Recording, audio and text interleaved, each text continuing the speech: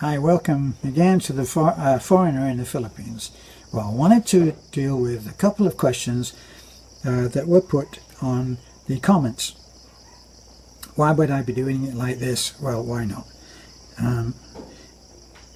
What are some of the things that I haven't been able to get to and haven't been able to answer, and why? Well, we've been out on the road such a lot lately that sometimes we really don't get to our usual situation of while some videos are being uploaded, I get to answer the comments, and so I apologize for those. So I'm going to mention a few here that seem to me to be important and seem as if the commenter would like to have a response. And one was the wheelchair for Desiree. Don't get a wheelchair. Don't get a wheelchair. Exercise those muscles. That was one of the three. And then there's another one. No wheelchair. Walk. Exercise the muscles. Now, among all of that well-meaning intention is one man, Sebastian Asia, said, "How are you going to exercise? She can't lift her legs to walk." And that's true. If you watch the video, she has to be lifted into the truck. She has to be lifted onto the back of a motorcycle. She has trouble lifting her legs. The atrophy of the muscles has gone so far that the walking thing is with the walking frame, and that is pretty well it. Now, I know that it's all very good intention. It is, and my response is well-intentioned too. I respect what you're saying, and I agree that there has to be some exercise, but one of the things that the doctor suggested, which seems to make sense to me, is that maybe a biopsy should be done of the muscles as to what is happening. There is a great link, a chain link connection between so many things from the brain, all of those electrical responses that are sent down to the muscles to make them behave. And somebody did say that there is, and we're hoping against hope that this is not it, that there is such a disease that will make the muscles continue to atrophy until the person isn't able to handle it. So we're hoping that that's not the case. The wheelchair is a must. Now Desiree, wonderful lady that she is, and this is an incredible, it's a humbling experience to talk to Desiree, because she is so humbled, she is so grateful for everything that is done for her, that you just have to love her. And her sister, both of her sisters are the same, and so is the mother, so is the entire family. And for everything that we've done, they've been so grateful. She needed help, but she wouldn't call because she didn't want to impose. And today, when we were coming home, after taking the couple in for the gallstone operation, Beth got a text, and or was it a phone number, a phone call, Beth, from Desiree? She's in the TV, no reaching her now. She got contacted by Desiree, and Desiree said, "Please tell Terence that I hope that he won't think that I'm demanding, that I'm being too demanding." Was it a phone call or was it a text? Yeah, I'm come back. I am come back? I'm here back again. Right. Well, yeah, so this morning... Was it... Well, just continue my part of the conversation. This morning I received a text from Desiree, and she says, "Beth, can you just explain your husband? I don't want that you think that I'm demanding. You know, I just want to say something, but please don't be offended." And she wanted to say it to me when we were coming home. Yeah. But she was afraid of she's doing afraid that. she's afraid to tell you, and she is also afraid to tell me. You know, because she's not sure. So I says, "Okay, tell me now. Don't tell me. Don't worry. We will understand the situation." So she replied back and says, is it okay if we go back, if we go to the neurologist in Cebu? And I replied and says, yes, that's also our plan of Terence once you get the wheelchair, because it's more easy to go to the hospital in Cebu by using the wheelchair, you know. It's more easy and convenient. Yeah, because once you get into that hectic traffic, boy, having a young woman who can hardly walk, even with a walking frame, is not going to work. So you get a lot of sympathy and a lot of help when you have the person in the wheelchair, and that means that you can move easily from one place to another. Yeah. And it's, believe me, it's not about, well, just tell her to do some exercise. You know, this has been going on for 7 years. So that really is what I wanted to say, was about the muscles and all of that. And yes, we hope that it will come down to just doing exercises. You know, I told Beth that if this had happened to her, she would not be where Desiree is now, because I wouldn't have let her. She may have divorced me afterwards, but I would have made her do exercises. I would have forced her to eat properly. And believe me, when I say forced her, Beth is impossibly unhealthy in her eating.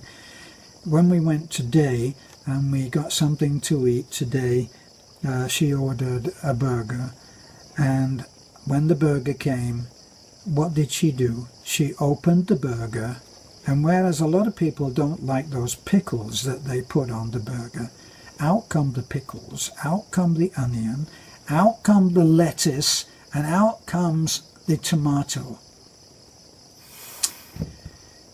I eat some of that portion. Honey, do you remember that you taught me that Visayan word, but? I ate a little, even if you want to check on my stomach. What am I gonna? How am I gonna check on your stomach, you wally? Yeah. Anyway, what I'm trying to say is that I think that exercise is really important too, and the more that you give in, then the more that it takes over and the atrophy begins. Yeah, and I also agree that the walker is the best for Desiree, so that her muscles will be, you know, continue improving. But the wheelchair is needed if she needs to travel in the city or in the town, because it's more convenient and more easy. So thank you, Sir Larry, for giving that to Desiree.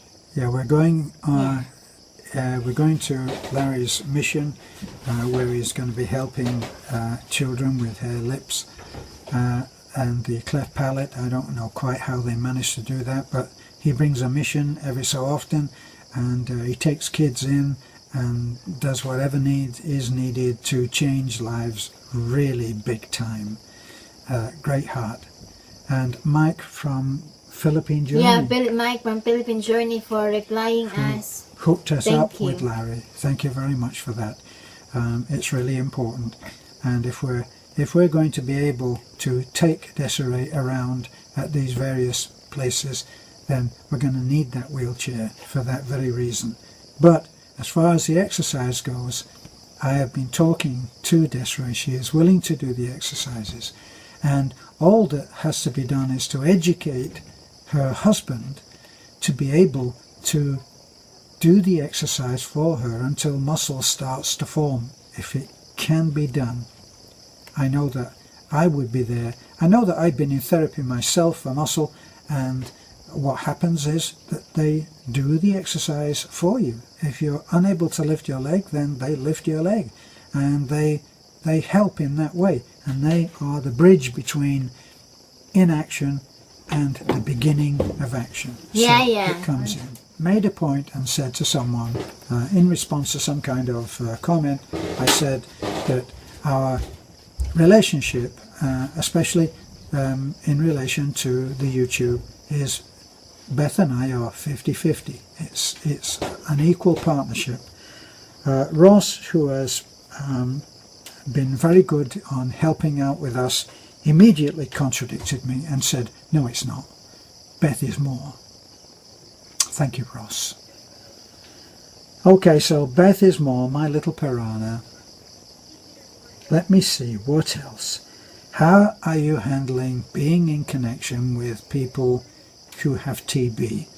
Well, apparently TB is a pretty common affliction, a malady, disease in the Philippines, and it's probably made more so because they haven't been educated here about coughing into here, going. They haven't done that. At the very best, they might do that, and then they touch things. But as far as I know, the most certain way to catch this is exchange of body fluids. So if you're going with someone who has TB and you're kissing and you're fastening onto each other's face, as we do when we're kissing and going with somebody, it's likely that you will catch it if they have it, which is a terrible thing, because we actually know somebody, are only acquaintances, but we know someone who is knowingly going with other people and knowing that the TB is in him. So we would hope that perhaps somewhere along the line that will stop. Enough on that. So the reason I haven't responded to some, as I've said, is because we've been out on the road so much that sometimes we just simply do not get enough time. The other thing is that very often on a specific video, a remark, a comment may get buried in with the other comments, and I just don't even see it. So we've been talking about me not responding to certain comments, but actually sometimes I don't even see the comment. Somebody explained to me the other day that if someone is blocked, other people will be able to see that comment, and then all I will see will be the defense, the comments that attack this person, the troll, in defense of Beth and I. And those are the comments that I see, and I'm in mystery about what the original comment was. But I'm not in mystery about just how incredible our defenders are, our white knights. And you're very much appreciated. Very, very much. Thank you. So, let me see, was there anything else? Yes, here's one. Somebody said to me, can you tell me what are the best woods, the best different kinds of timber wood are proof against termites? The ones that I know, our supports, the posts that our house is built on, are tugas, Tugas, as far as I know. I think that's how you spell it. And that wood is very hard. Sometimes you can't knock a nail into that wood, and it stays. And it's excellent against, not total, but it's excellent against termites. The other wood which we have used on frames is Gemelina. Gemelina, these are, I'm taking it, these are Philippine woods. What is this? Yeah, I'm going to cook your dinner. Will you take it out of the can Yeah. first, honey? Chunky, hearty Italian style Chunky, woodsing. not chanky. Chunky. Honey, it's not chanky. Okay. Yeah, thank you so much. Somebody says in the comment that, oh, Terence, you look young now. Oh, it's because she's eating now imported. But we're not getting paid for this advert. No. Because he is eating now imported canned goods. Thank you so much. Thank you so much. You know, you're a wally. That's the reason why. Before, we just have just You are a beans. wally, you know Now, that. imported. Thank you. Well, that's me. I'm going to be having chanky. What is it? Chanky what? Chunky Italian meatballs. Chanky. Well, I don't know whether the Italians knew that their meatballs were chanky, but anyway, That's apparently what I'm having tonight. So that's it on the wood. No, it's not. Gemelina. There's another one called Lomboy or Lomboy. Lomboy. Lomboy. So those are the three that I know. I mean, obviously there are others like mahogany, which are good hardwoods, but they're becoming not just rare, but they're becoming protected. And now in the Philippines, apparently there's been some legislation which has made it illegal to just go out and chop trees down. So what's happening is that you never get through a day without hearing the chainsaw going, and that means that some tree is falling down.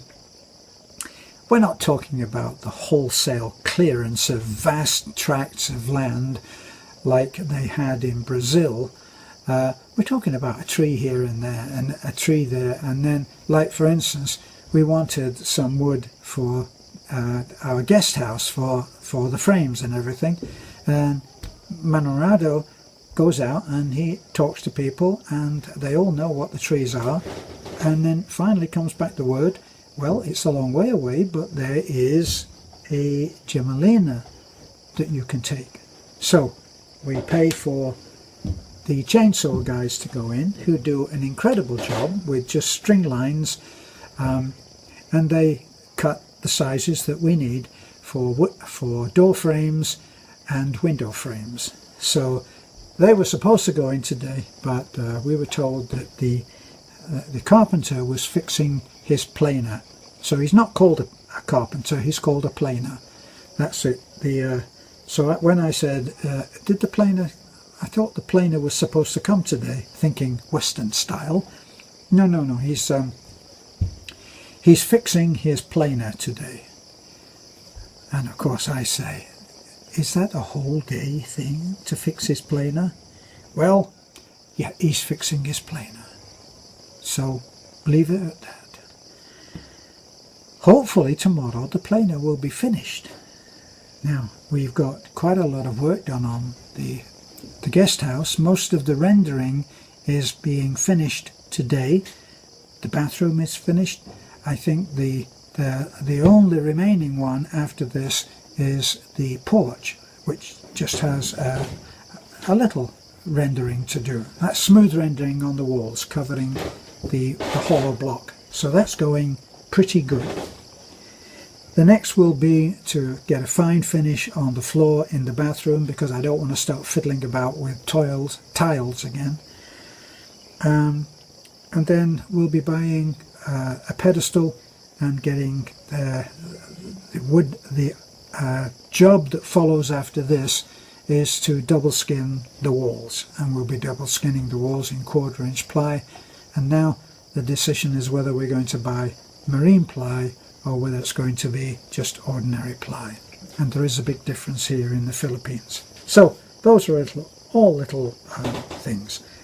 One last thing that I would say is people who haven't seen a lot of the other videos will come through and ask me, are there any pieces of land in your area for sale?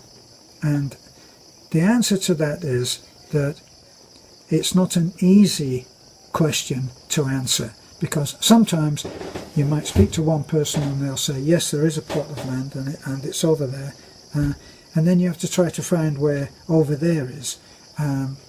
Beth would probably know, but for me to even try to look for something like that, I wouldn't speak the Filipino for it, you know. So my advice is that if you really want to find out about a piece of land, you need to come and look. Just like I said about immigration questions, you need answers from immigration. You need to come and do the work yourself. You need to talk to people who have absolutely just been through it. When I said, somebody commented and said the resident visa is something, I think it's called the 13A. The 13A visa is 5,000. Now, I just know that that's not true. If you work it out, that it just wouldn't be true. And the reason that I don't think that that's true is because about 10 days ago, I spoke to an American in the restaurant that we go to, and in passing conversation, we talked about the problem of whether to renew every 2 months for 2,920 or to go for the permanent residence visa, which is a 13A. Well, the 13A is a big hit. It's a big hit for me. I go and I pay my 2,920 every 2 months, and it's not such a big hit. But to do it in one and still have to pay your 2,900 while the visa is being processed is a big hit for me. Reason? And the man told me, he said, well, I inquired 2 days ago, right, so we're looking at 2 weeks ago, and it was 20,000, which was good news to me because I'd been told it was a lot more. So we may even be going for that ourselves now. There's also the Balikbayan, which seems to be shrouded in mystery. Some people know absolutely the right answer. The Balikbayan is, and they know. I don't. And I still say the best advice anybody can give you is to contact the source. Go to the source. So this has been just really about comments. One comment that somebody did say, which has made a lot of sense to me, and they've said, you now have 5,000 subscribers. Congratulations. You can't please everybody. So there will be those for whom the videos are too long, too short, too good, too crappy, too much this, too little that, and we'll never please everybody, but we will try. So this has been such an attempt to try to do the right thing.